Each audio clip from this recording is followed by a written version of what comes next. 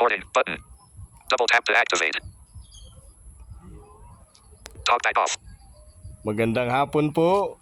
Yan, dito pa rin po ako sa lalawigan ng Albay. Medyo ano na dito? Medyo pa dilim na dito. Mainit nga lang, no? Ayan, naka-front lang yung camera ko abang nakaharap dito sa akin. Ayan, so medyo nagpapahangin lang po ako dito. Kumusta kayo? And I miss you so much sa lahat ng mga kaibigan natin, mga ka-real time natin. Yan. Habang ako'y nandito, no? So, dito ngayon ako sa may namin, sa may kusina. Yan. Bibidyohan ko yung ito po yung namin, yung kinakainan, no? Hindi pa to na simento, pero dito lang tayo, no? Mula dun sa may labas ay aking binidyohan, no? Habang ako'y nakaupo dito. But anyway, pag-usapan natin yung nangyari sa Senado ditong mga nakaraan kasi hindi ako nakapag video, no? Ang pinakamahirap dito yung internet, no? Internet kasi yung pinakamahirap, kaya mahirap mag-upload ng mga video.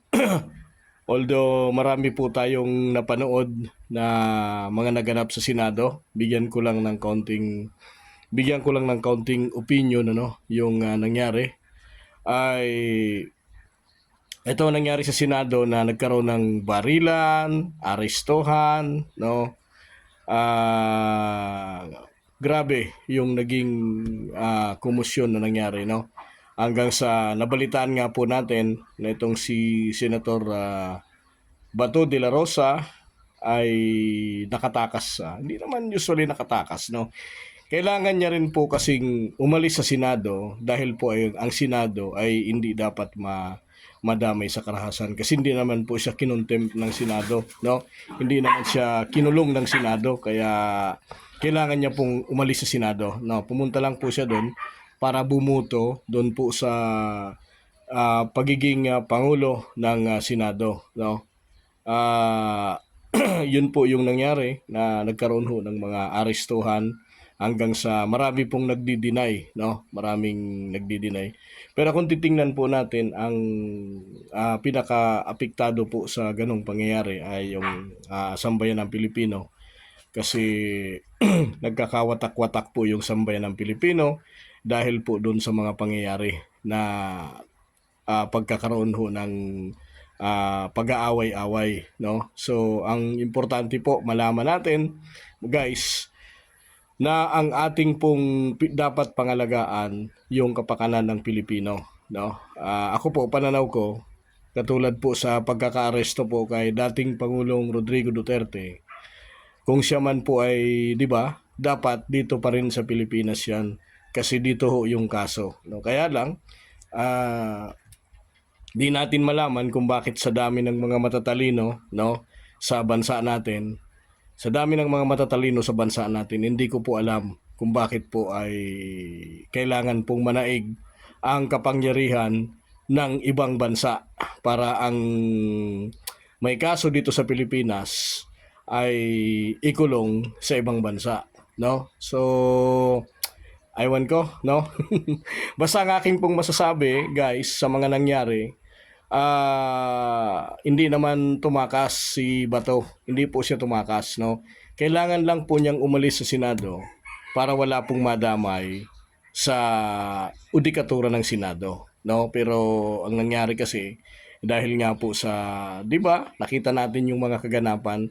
Doon siya aarestuhin kasi doon ho siya pumunta dahil bumuto nga po para sa sa majority ng Senado kung sino magiging Pangulo. Tapos yung pagkakaroon ng impeachment, turnover ng impeachment trial kay Vice President Sara Duterte, ay inaabangan po nila yon, di ba? So, bubuto ulit doon si Bato kung may impeach nga ba si Inday Sara. Kaya lang, paano siya makakaboto, no?